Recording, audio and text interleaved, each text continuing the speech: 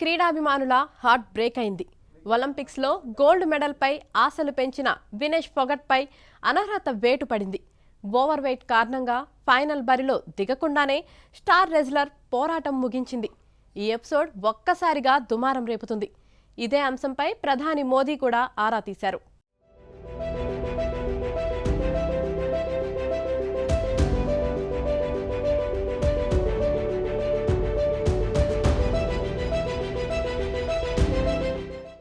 వెంటాడిన దురదృష్టం.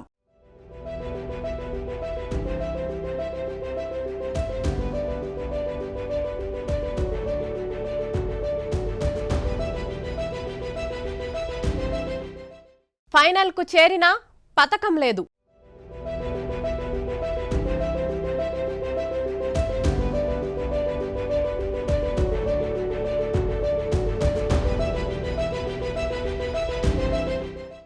ముంచేసిన over weight.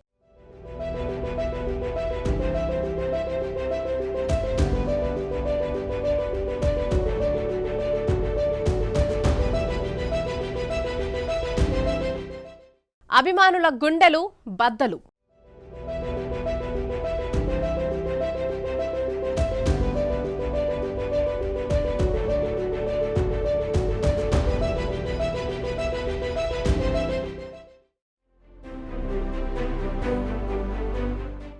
ఆమె వ్యవస్థతో కుస్తీ చేసింది.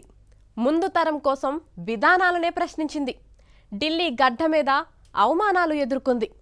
అలాంటి వినేష్ ఫోగట్కు ఇప్పుడు ప్యారిస్ గడ్డపైన కలిసి రాలేదు. ఫైనల్ చేరిన భారత్ రెజ్లర్ను దురదృష్టం వెక్కిరించింది. ఉండాల్సిన బరువు కంటే ఎక్కువగా ఉందని ఆర్గనైజర్లు వేటు వేశారు. పతకమాసలు గల్లంతయ్యేలా చేశారు. దీంతో వినేష్ ఫోగట్ వట్టి చేతులతోనే స్వదేశం చేరబోతుంది.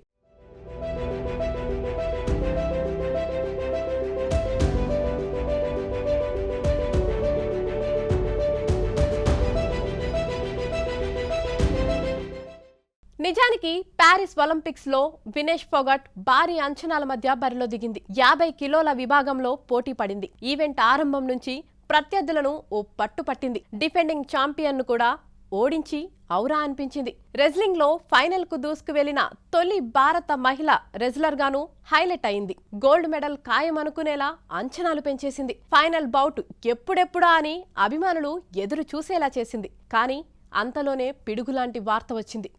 నిర్ణీత బరువు కంటే వినేష్ 100 గ్రాములు ఎక్కువగా ఉందని తేలింది. అంతే, అభిమానుల గుండెలు బద్దలయ్యాయి. భారత్ ఖాతా నుంచి ఓ మెడల్ వెళ్లిపోయింది.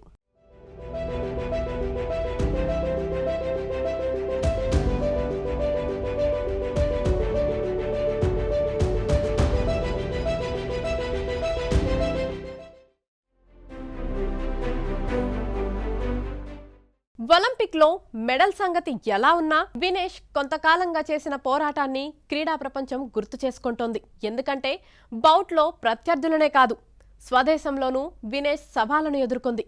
గతేడాది దేశ రాజధాని ఢిల్లీలో రెజ్లింగ్ ఫెడరేషన్ నే ఢీకొట్టింది. కెరియర్ ను పనంగా పెట్టి మరీ వ్యవస్థతో యుద్ధం చేసింది. అప్పటి రెజ్లింగ్ ఫెడరేషన్ అధ్యక్షుడు బ్రిజ్ భూషణ్ శరణ్ సింగ్ తోనే పోరాడింది. మహిళా రెజ్లర్లను లైంగికంగా హింసిస్తున్నారని పెద్ద ఫైటే చేసింది. వరల్డ్ క్లాస్ రెజ్లర్లు సాక్షి మలిక్, బజరంగ్ పునియాతో కలిసి ఢిల్లీ వీధుల్లో గొంతెత్తింది. ఫెడరేషన్ లోని చీడ పురుగులను బయటకు పంపాలన్న లక్ష్యంతో ముందుకు సాగింది. ఆ సమయంలో ఆటకు దూరంగా ఉంది.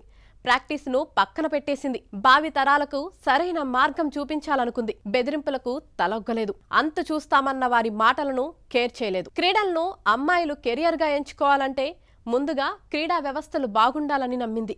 రోల్ మోడల్ గా నిలవాలనుకుంది.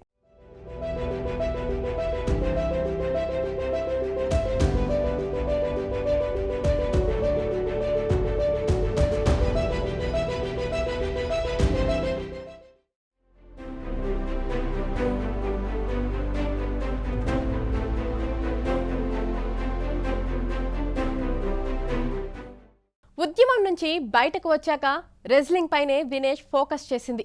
కానీ గాయాలు వేధించాయి. ఆసియా క్రీడలకు దూరమయ్యేలా చేశాయి. జాతీయ క్రీడల్లో 55 కిలోల విభాగంలో పోటీపడి ఛాంపియన్గా నిలిచింది.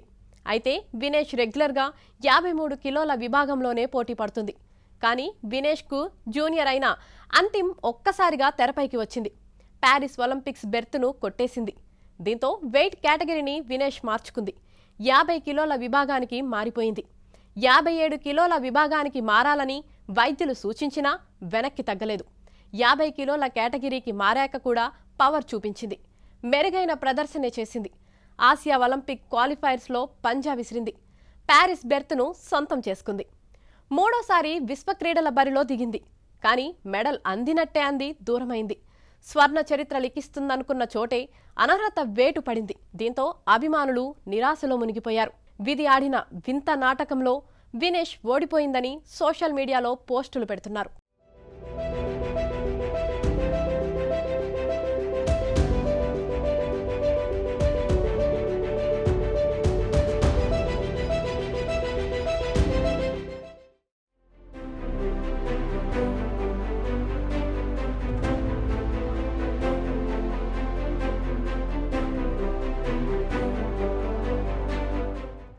మరోవైపు ఒలింపిక్ అసోసియేషన్ రూల్స్ పైన దుమారం రేగుతుంది.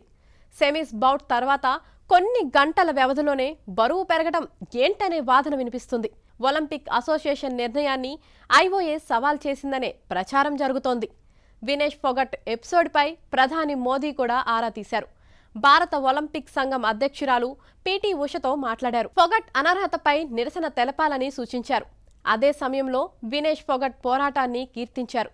ప్రతి భారతీయుడికి స్ఫూర్తిగా నిలిచారని ప్రశంసించారు. మళ్లీ బలంగా పుంజుకోవాలన్నారు. ప్యారిస్లో అనర్హత వేటు పడటం తనను బాధిస్తుందన్నారు. ఇక వెయిట్ తగ్గటానికి వినేష్ ఫోగట్ రాత్రంతా కసరత్తులు చేసింది. స్కిప్పింగ్, జాగింగ్, సైక్లింగ్తో కష్టపడింది. వర్కౌట్స్ తర్వాత 1.5 కిలోలు తగ్గింది. దీంతో డీహైడ్రేషన్తో ఇబ్బంది పడింది. అలర్ట్ అయిన అధికారులు వినేష్ను ఆసుపత్రికి తరలించారు. భారత రెజ్లర్పై వేటు పడటంతో మరో ఫైనలిస్ట్కు స్వర్ణ పతకం దక్కనుంది. సిల్వర్ మెడల్ను ఎవరికి కేటాయించారు? సెమీస్లో ఓడిన 2 రెజ్లర్లు కాంస్యం కోసం ఢీకొంటారు.